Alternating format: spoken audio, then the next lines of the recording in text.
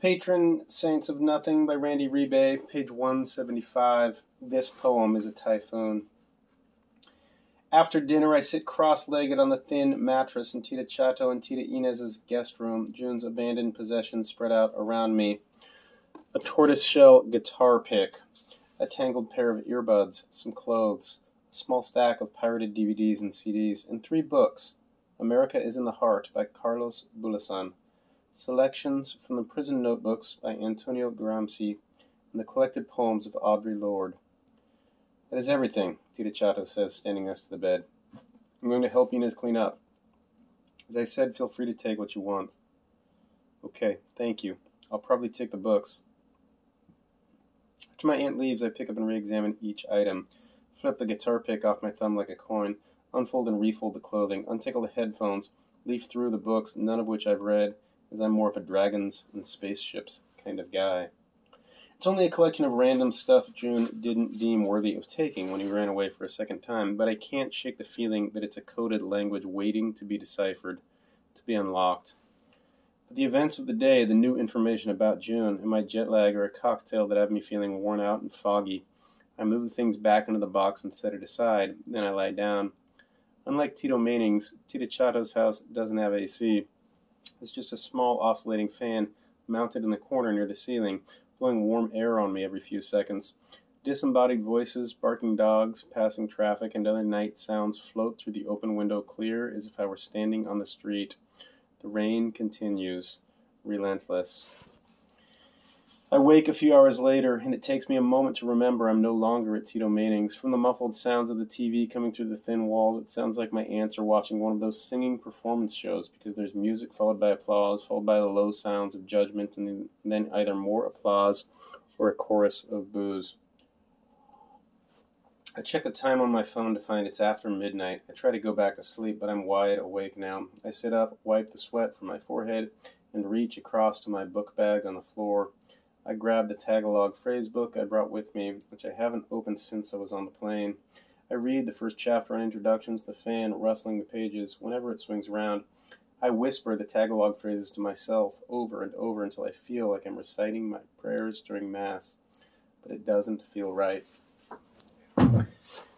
English is a language that lives in the middle of the mouth, but Tagalog is more of an open-throat song that dances between the tip of the tongue and the teeth. My mouth feels too heavy, too thick, too slow to produce the light, rapid syllables Filipinos spit with such ease. I curse my parents for not teaching me the language when I was young, when the struggle would have seemed more like a fun game than an identity crisis. I put the phrase book away, reread Mia's last text, and begin typing one in reply, letting her know what I found out tonight from Tita Chato. But I hesitate before pressing send. You don't text someone who has a boyfriend after midnight. But this is completely innocent. She showed interest in what happened to June, and I'm merely updating her. What's wrong with that? As my thumb hovers over the send button, my mind goes to AP Chem last year when I was lab partners with this black girl named Sierra. She was the captain of the volleyball team and a freaking genius who had pi memorized to 314 decimal places and a perfect math score on the SATs. Didn't hurt that she had beautiful dark skin and long, lean legs. Suffice it to say, she was way out of my league. Also, suffice it to say, I was in love with her. We had to message each other every now and then outside of class to work on lab reports and stuff, and when the first test was approaching, she texted to ask if I wanted to study with her at the coffee shop by her school. I quickly agreed, and we spent the night before the test at a small cafe table balancing chemical equations over lattes. We both got perfect scores, so after that our study sessions at the coffee shop became a regular thing. We were studying for the upcoming AP exam at the coffee shop toward the end of the year when I took a deep breath and looked up for my notes. She was drawing the Lewis structure of the nitrite ion. Hey, Sierra, you, want to go to prom or something with me? I asked.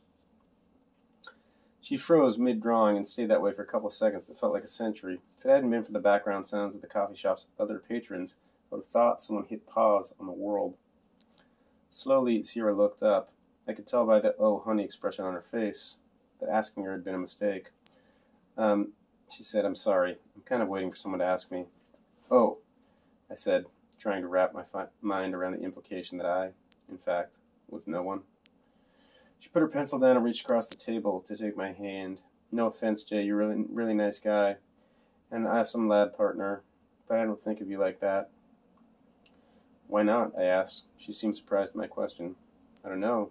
I just don't. You can't, force these things, you know? True, I said, because she was right. If she didn't like me, she didn't like me. Nothing I could say in this moment would change that. You know who you should ask? No. Lara. You know Lara, right? No. Sure you do. She's in our class.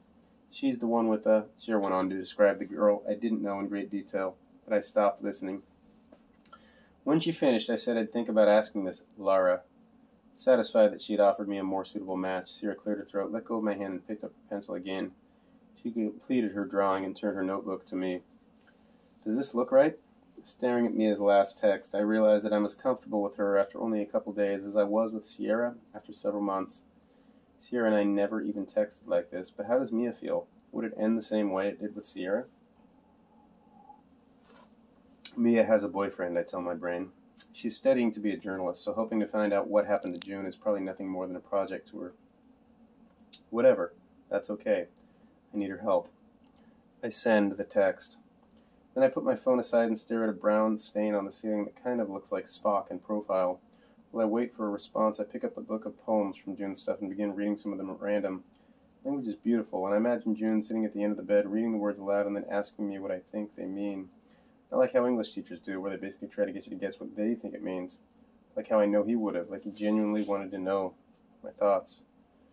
Grief, that sneaky bastard, returns, and I'm suddenly sad as hell again. I turn to the next poem for distraction, and something flutters from between the pages.